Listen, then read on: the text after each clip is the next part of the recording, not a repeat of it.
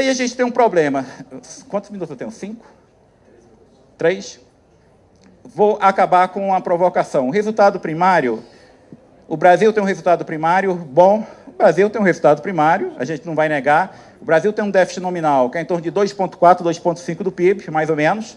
Só que a gente está falando de um país que tem a renda média per capita de $10.500 e tem uma carga tributária de 36% do PIB. Ou seja, para o nosso nível de desenvolvimento, a gente tem a maior carga tributária do mundo. Se a gente olhar para a economia como os Estados Unidos têm um déficit nominal de 7% do PIB, porque teve uma crise financeira brutal agora. Mas a carga tributária dos Estados Unidos é 25% do PIB. Se os Estados Unidos tivessem nossa carga tributária, eles teriam um superávit muito maior. E eles têm uma renda per capita de $48 mil. Eu queria ser uma economia estagnada como os Estados Unidos, com a renda per capita altíssima e com a carga tributária baixa. E, além do que, se pelas próximas 2 décadas a gente continuar reduzindo a desigualdade no Brasil, no ritmo que a gente reduziu nos últimos 10 anos, daqui a 20 anos a gente vai chegar na desigualdade dos Estados Unidos hoje. Então, quando a gente faz comparação, tem que ter muito cuidado. Para a situação brasileira, a gente tem um resultado primário que deve estar em perto de 2% do PIB, mas com uma carga tributária altíssima. E a gente não criou espaço para reduzir essa carga tributária, nem aumentar muito o investimento público. Esse é nosso dilema. E vocês vão me perguntar, mas como é que o governo ainda consegue fazer esse resultado primário? Eu não vou me alongar nisso, mas parte disso, a gente sabe que foi através dos dividendos dos bancos públicos.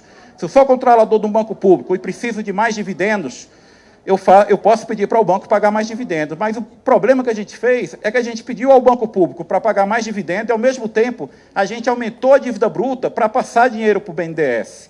Aí vocês vão me falar, mas isso foi muito pequeno. Isso não é insignificante pelo seguinte motivo: todos os senhores aqui já tiveram algum projeto vetado pelo seguinte motivo: os senhores fizeram alguma proposição que tinha algum impacto no aumento de despesa, e alguém deve ter vetado falando, cadê a fonte de receita? Não foi definida a fonte de receita. Só que a gente fez uma expansão brutal da dívida bruta para dar dinheiro ao BNDES, para financiar várias coisas. Eu não estou questionando o mérito, estou questionando só o seguinte: não se exigiu do governo federal a mesma responsabilidade que se exige do parlamento. Se eu quero criar uma despesa, mostra a fonte de receita. O governo aumentou a dívida bruta em quase 10 pontos do PIB, sem precisar mostrar a fonte de receita nenhuma, para financiar, para aumentar a capacidade de financiamento dos bancos públicos. Isso, a meu ver, é um problema. Eu vou só mostrar o último gráfico para acabar. É esse gráfico aqui. O total de empréstimos do Tesouro Nacional para bancos públicos no Brasil, até final de 2007, era 14 bilhões de reais. 0,4 do PIB, 0,5 do PIB, quase nada.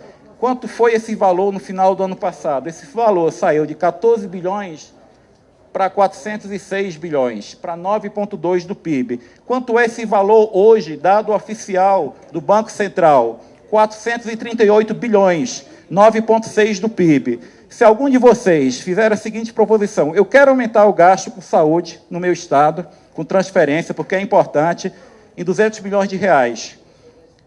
Para você fazer isso é um gasto de caráter continuado. Tem que provar que existe a fonte de receita. Mas se alguém decidir, eu quero emitir 100 bilhões de reais de dívida, porque eu quero construir 2 trens de alta velocidade, não um, eu não preciso definir a fonte de receita. Eu posso simplesmente aumentar a dívida e mandar dinheiro para o banco público.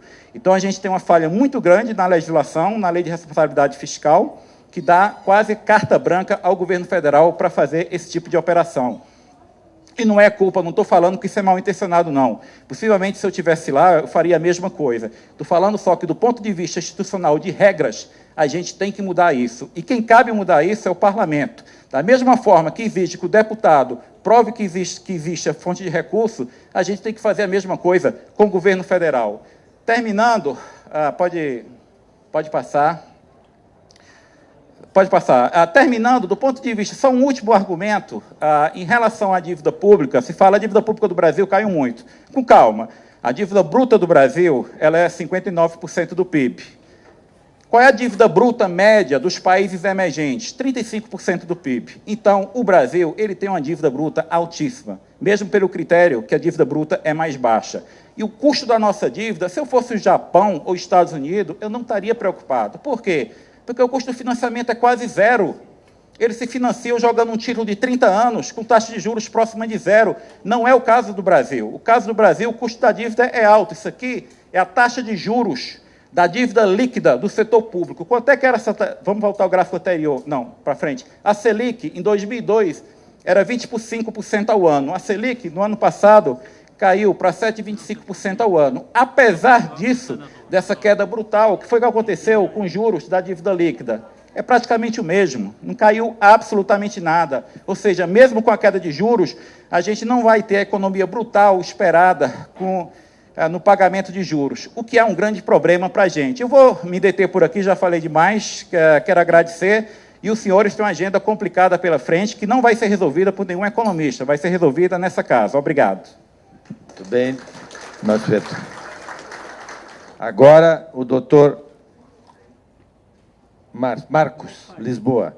Pedido para comentar a apresentação do secretário Márcio Holland. E o secretário focou a apresentação muito nos dados dos últimos 10 anos. E o que eu vou comentar aqui é que os 10 anos, na verdade, tem uma mudança profunda na política econômica e nos números no meio desses 10 anos. Tem um Brasil, tem uma política econômica, e tem um mundo até 2007, 2008, tem outro mundo, outro Brasil e outra política econômica depois de 2008. Há uma mudança profunda que ocorreu. E boa parte desse crescimento e dos dados melhores vem da primeira fase, não da segunda. Sobretudo a partir da crise de 2008, o cenário externo muda, ele fica mais desfavorável para o Brasil e para todos os emergentes.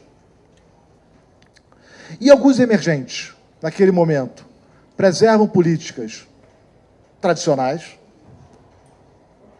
ajuste fiscal, enfrentar um momento mais difícil, uma pequena recessão, austeridade. E outros países partem para a experimentação. De um lado está Brasil, está Turquia, está África do Sul.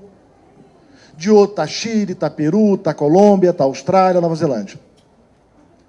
E o resultado dos dois países é profundamente diferente.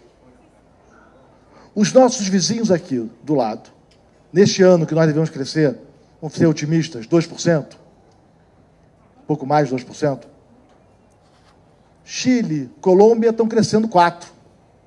É um crescimento mais baixo do que eles vinham tendo, mas é 4%, não é 2%. Não vamos discutir se é 2,2 ou 1,8. Uma discussão como essa reflete a situação difícil que nós vivemos, na hora que essa pequena diferença passa a ser relevante. Como não vamos discutir se a inflação é 5,8 ou 6,2? Ela está em torno de 6, que é o problema. Se Colômbia e Chile crescem 4, Peru cresce 5,5 há muitos anos. Eles sofreram a mesma crise externa do Brasil, têm as mesmas dificuldades. A Austrália também, Nova Zelândia também. Todos os países exportadores de commodities, alguns maiores, alguns menores. Nós, infelizmente, estamos abaixo da média da América Latina este ano. Nós puxamos a média da América Latina para baixo. E isso não começou este ano. Desde a crise, da primeira reação à crise, nossa economia vem decepcionando em vários aspectos. Começou com a produtividade. Nossa produtividade, que até 2009, 2008, do trabalho, crescia 2%, pouco mais, ao ano, passou a crescer 0%. A economia ainda teve um ano de crescimento na recuperação, ela teve uma queda muito profunda. Nós tivemos a segunda, talvez, maior queda do PIB no quarto trimestre de 2008, entre os países emergentes, um dado anualizado de quase 17%. Recuperamos nos anos seguintes, mas depois o crescimento não veio. Nós estamos já há 3 anos com uma economia que cresce pouco, uma produtividade que avança pouco, e dificuldade que agora, como mencionou Mansueto, chegaram à última fonte de crescimento, que era serviços e venda do varejo. Quer dizer, quem ainda puxava o crescimento, baixo, mas que ainda puxava o crescimento, e garantia a geração de empregos, que é o setor que mais emprega na nossa economia, infelizmente, vem desacelerando progressivamente. E, como sempre, a produtividade veio antes. Eu não diria que existe uma nova matriz macroeconômica. Eu acho que aqui, enfim, acho que não. Acho que foi um certo experimentalismo de um retorno ao velho, tradicional, nacional desenvolvimentismo, que marcou a nossa economia há tanto tempo. De Vargas, Juscelino, Geisel. Uma visão de mundo em que um pouco de inflação a mais é aceitável,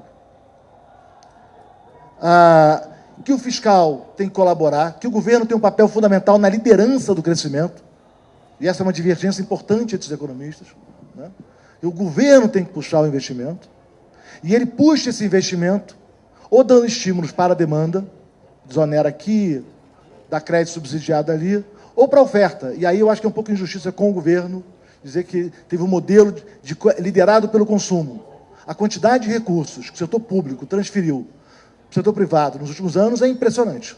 O setor produtivo não gerou investimento, não deu o resultado esperado. Isso é outra história. O que não quer dizer que o governo não transferiu uma imensa quantidade de recursos para os setores produtivos.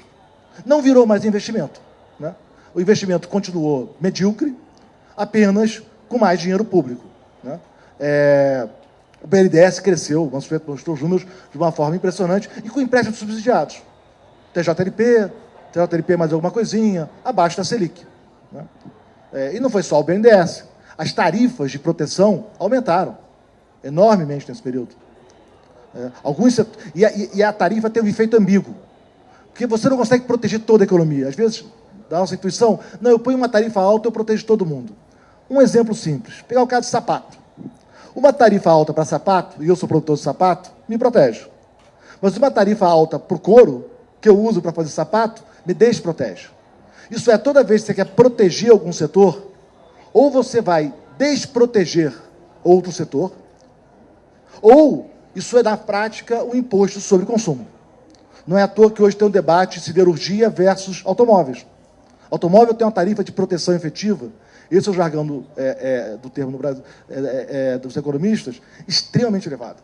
O último dado que eu vi, que é antigo, já era 180%. Muito alto, né? Outros setores têm negativo. E depois disso, várias medidas foram feitas. Mas essa visão nacional desenvolvimentista, que foi a visão dominante da política econômica do Brasil durante várias décadas, ela atribui o crescimento ao papel de liderança do governo, um governo que transfere recursos para setores e empresas escolhidas, garante proteções, confere benefícios e proteções, e busca, com isso, com uma demanda, com consumo, com demanda, com investimento, e com apoio do poder público, transferindo dinheiro dos impostos, que nós pagamos, ou criando impostos disfarçados, estimular o crescimento econômico. Esse é o modelo. É o modelo que o Brasil adotou ao longo da sua história. Infelizmente, estamos hoje onde estávamos quando esse modelo foi adotado. Éramos 1/5 da economia americana em meados do século passado, somos um pouco mais agora. A Coreia, que era metade do Brasil, hoje é mais de 2 vezes o Brasil, né? Bom, isso aí talvez acabe no debate. E esse não era apenas, esse é um ponto importante, uma agenda do governo. Essa era uma agenda de boa parte da sociedade. Quer dizer, havia uma demanda na sociedade forte por uma agenda de concessão de estímulos, de proteção à concorrência, tinha que proteger a indústria, isso ia garantir o crescimento, e se pudesse fazer algo no câmbio, nos juros, para ir mais rápido, melhor. E o que eu acho que aconteceu foi uma frustração. Fez-se, essa agenda foi executada, e o crescimento não veio. Pelo contrário, ficamos para trás de quem fez diferente. Então, nos últimos 5 anos, 4 anos, sobretudo após 2010, os países que preservaram as políticas pré-crise, sofreram um pouco, mas continuam crescendo razoavelmente bem. Queria ter a crise do Chile, o momento mais difícil do Chile, crescendo 4% ao ano, com inflação de 2%. Não é o nosso caso. Ou da Colômbia, ou do Peru, ou da Austrália, da Nova Zelândia. Nos distanciamos, e há essa frustração. E, infelizmente, tem um dado que me preocupa particularmente, que é o dado da produtividade. Nossa produtividade tem avançado muito pouco. Nos últimos anos, como eu falei, a produtividade do trabalho estagnou. E os primeiros indícios da evolução da produtividade não são bons. O governo Lula cresceu mais que o governo Fernando Henrique, porque a produtividade total da nossa economia cresceu. E, infelizmente, esse quadro vem se revertendo de forma acentuada e uma produtividade andando de lado. E aí eu queria diferenciar dois tipos de reformas microeconômicas. Quer dizer, foi comentada a questão da energia, que reduziu o preço. Mas é importante diferenciar dois tipos de redução de preço. Há uma redução de preço porque eu forcei uma transferência entre setores. Você vai ganhar menos, porque aquele lá vai ganhar mais. Eu forço menor renda para cá, maior renda para lá. Isso não é ganho de produtividade. Isso não gera maior produtividade para a economia. Isso não gera uma economia mais eficiente. Isso gera alguém perdendo e alguém ganhando. E, em geral, esse tipo de distorção piora todo mundo. No fim do dia, a sociedade fica mais pobre. Outro tipo de redução de custo, que é diferente, é quando você tem queda do custo para a sociedade produzir algo. Tornou-se mais eficiente, mais barato para a sociedade produzir determinado bem ou serviço, sem nenhuma distorção sendo introduzida. São dois tipos de medidas muito diferentes. E o que eu temo é que nos últimos tempos temos mais do segundo do que do primeiro. Quer dizer, quando a gente avalia os dados de produtividade, ela não aumentou. E as medidas não vêm numa direção de uma agenda de produtividade. Essa pior perspectiva da nossa economia, se é uma economia com menor produtividade, significa uma economia que vai crescer menos, como já vem crescendo, pelos próximos anos. Algum ano melhor, algum ano pior, mas a conta de boa parte dos economistas hoje indica um crescimento potencial bem mais baixo que no passado. Não é uma situação ruim, como a minha geração e a do Márcio nós vivemos no passado. Não há catástrofe, não há uma situação... Né? Há uma economia que o termo, talvez, na falta de outro melhor, uma economia mais medíocre. Uma economia que vai andar mais de lado. Que vai ter um crescimento não tão elevado quanto os bons emergentes, uma inflação mais alta que os bons emergentes, com dificuldade estruturais, algumas mais complicadas, como a questão fiscal, que Mansueto mencionou. A questão da macroeconomia, acho que o ajuste da macroeconomia, né, acho que maior controle, uma inflação mais próxima dos nossos pares, um ajuste fiscal, porque tem diversas concessões de privilégios e benefícios que não são transparentes no orçamento, como os que Mansueto mencionou, via créditos subsidiados, por exemplo. Isso não é tão difícil, eu acho, de ajustar.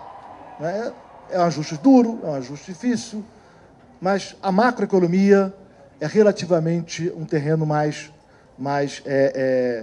onde talvez exista mais segurança de como fazer os ajustes. É duro, mas esse é um caminho já trilhado. É um caminho que as pessoas já conhecem como fazer.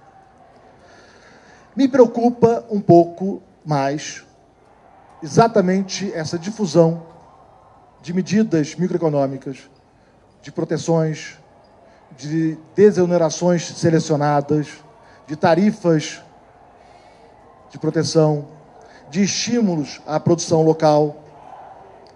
Porque essas medidas de concessão, de distribuição de privilégios, de proteção, de escolha de quem recebe o benefício público, isso tem uma dificuldade grande.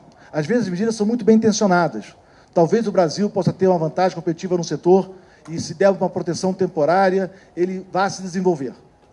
Se ele se desenvolveu, muito bem. Infelizmente, muitas vezes isso não ocorre. E quando não ocorre, a sociedade fica refém do grupo que foi criado. Você cria um grupo de interesse, você cria uma proteção que depois você não consegue mais retirar. O Brasil está indo para a terceira tentativa de montar uma indústria naval. As duas primeiras já foram caras. E uma indústria que precisa de proteção, isso significa que a sociedade está mais pobre, no mínimo temporariamente. E se a proteção for permanente, ela está temporariamente mais pobre. Por quê? Porque uma indústria mais ineficiente significa que a sociedade podia produzir mais renda, melhores empregos, fazendo outra coisa do que aquela. Eventualmente, isso é apenas temporário. A indústria, ela ganha produtividade e ela se desenvolve. A Coreia foi muito bem sucedida em alguns casos assim. Infelizmente, nós nem tanto.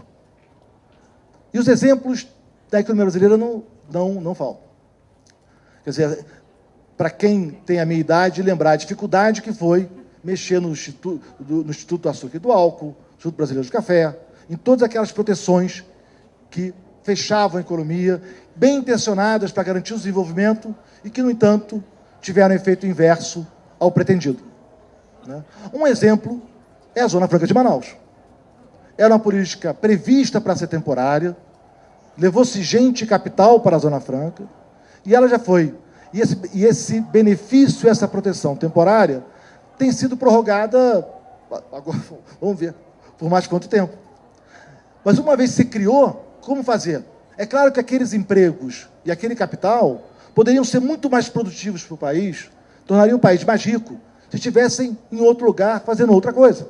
E a contrapartida da sua menor produtividade é a necessidade do Estado, nós, por meio de impostos, garantir subsídios para que ela continue existindo. Agora, como fazer? Criou-se a Zona Franca. A Zona Franca existe. E ela não consegue se viabilizar economicamente. Então, talvez todos nós tenhamos que nos resignar a pagar mais imposto do que seria necessário, todo ano, pelo resto de nossas vidas, para viabilizar a Zona Franca de Manaus. Mas uma vez que ela foi criada, retirar o benefício é extremamente difícil. E esse é o problema com essas proteções, benefícios, com o tratamento diferenciado para grupos específicos. É quem paga imposto diferente, quem paga imposto mais que o outro, quem paga menos, quem paga tarifa diferenciada. No Brasil, apenas ordenações fiscais a nível federal, nós temos 5% do PIB. A complexidade tributária do Brasil decorre exatamente disso. Cada um paga imposto diferente, tem uma tarifa diferente. Todos defendem a sua proteção, o seu benefício. E eles se disseminam pela sociedade, e o Brasil é pródigo em qualquer indicador desse tipo. Eles geram perda de eficiência da sociedade, e uma vez introduzidos, eles criam os agentes que impedem a sua remoção, ou a tornam muito difícil. Porque cria-se um grupo de interesse, que lá está, empresa, gente, que não sobrevivem sem o benefício, ou terão muita dificuldade sem o benefício. E, enquanto os grupos beneficiados pelas políticas conhecem a sua importância, a sua relevância, e vão defender a sua preservação, a conta que é paga pela sociedade, ela fica diluída. Cada proteção específica é um custo pequeno para toda a sociedade. É um pouquinho a mais de imposto, é um pouquinho a mais de preço do bem na ponta, mas a soma de todas as proteções gera o Brasil, dada a sua renda, ter a carga tributária que tem, que destoa de todos os demais países emergentes como o Brasil, ou com a imensa maioria dos países, sobretudo os emergentes, que têm tido sucesso na sua trajetória de desenvolvimento. O que significa que essas distorções econômicas, por mais bem intencionadas tenham sido feitas, a remoção futura é politicamente extremamente difícil. Ela é complexa, ela é difícil, e eu temo, isso venha apenas, espero que não, depois de muitos anos de um crescimento baixo. Ao menos foi assim nas únicas 2 vezes no passado que o Brasil passou por reformas que retiraram esse tipo de privilégio, benefício, que abriram a competição, que permitiram que os setores competissem. Primeiro, foi após a grave crise do fim dos anos 60, começo dos anos 60. Uma crise econômica que teve consequências, que teve também a contrapartida política dramática, mas que na sua sequência teve o PAEG, uma política econômica reformas de mercado, liberais, criando instituições, não escolhendo vencedores, não escolhendo setores beneficiados, porém, sim, desenvolvendo nosso mercado de capitais, criando o Banco Central, uma série de reformas institucionais que criam e fortalecem as instituições. A segunda foi após os efeitos da política desenvolvimentista dos anos 70, a grave crise externa e os anos 80. Tivemos ali uma década extremamente difícil, com inflação, com baixo crescimento, muita incerteza sobre a economia. E, ao fim desse período, o Brasil passou realmente por um conjunto importante de reformas liberais, modernizantes. A economia foi aberta, a produtividade voltou a crescer, vários setores se desenvolveram com abertura, como o agronegócio. A economia pôde se modernizar, porque tem um ponto importante, é comum identificar a abertura ao problema da concorrência, porque eu vou importar o produto que compete com o meu produto. Porém, a abertura permite acesso a insumos mais eficientes e a melhores bens de capital. A abertura garante que o produtor local tenha acesso a boas tecnologias feitas lá fora. Então, apenas depois de anos muito difíceis, que na nossa história nós conseguimos passar por reformas que retirem esses privilégios, concessões, pequenos benefícios que acabam ao fim do dia por atravancar a nossa economia. Então, não vejo uma situação muito favorável, não vejo nenhuma situação muito difícil, como já passamos no passado. Estamos falando de uma inflação de 6%, não é uma inflação que nós já vivemos no passado, um crescimento mais baixo. Agora, por fim, último ponto de uma agenda importante que eu acho nesse ganho de produtividade é o enfrentamento das dificuldades de infraestrutura. Quer dizer, esse tem sido a complexidade para a realização de investimentos em infraestrutura tem sido uma fonte importante de dificuldades do custo do Brasil elevado, de dificuldades para nossas empresas. E isso não é uma questão de falta de vontade política do governo. As pessoas tendem a polarizar e querer achar algum responsável pelas dificuldades com o nosso investimento em infraestrutura ou porque ele se tornou tão caro ao longo das últimas décadas. E aí eu creio que tem uma agenda positiva a ser construída, e essa é uma agenda talvez mais simples do que a retirada dos privilégios e concessões que foram introduzidos nos últimos anos, que é uma agenda de normatização. Quer dizer, me parece que uma grande parte da dificuldade com o investimento em infraestrutura é a falta de clareza de quem autoriza, quem regula, o que pode, o que não pode. Eu vou construir uma estrada. Bom, quem é o órgão regulador que autoriza? Quais são os critérios de contrapartida para os grupos que serão afetados? O que a agência pode? Qual é o mandato da agência? Qual é o mandato da agência? Qual é o órgão de controle responsável por aquele tipo de obra? Quer dizer, falta uma moldura legal que dê transparência e clareza ao processo. Essa falta de clareza é que gera os processos morosos, as diversas liminares, a insegurança, a falta de uniformidade nos critérios de compensação, que acaba tornando os processos longos, incertos, caros e, muitas vezes, não realizados ou realizados com um longo período, o que os torna mais caros ainda. Então, acho que existe uma agenda importante, e eu fico feliz com o trabalho de Mansueto de procurar mapear, mas essa é uma agenda positiva que envolve o executivo, o legislativo, envolve um trabalho de detalhamento, de compreender precisamente as amarras legais, os critérios, os procedimentos, as alçadas, como indenizar para o risco ambiental, como mensurar o risco ambiental, como compensar as comunidades afetadas, que agência é responsável por que tipo de investimento e o que ela pode e o que não pode, que órgão de controle público tem que papel nesse processo. Quer dizer, essa é uma agenda difícil, é uma agenda do detalhe, mas com a dificuldade e produtividade que nós temos, essa é uma agenda muito importante. E com uma vantagem, isso não apenas amplia a capacidade do investimento em infraestrutura, ainda que seja uma agenda longa para gerar resultados positivos,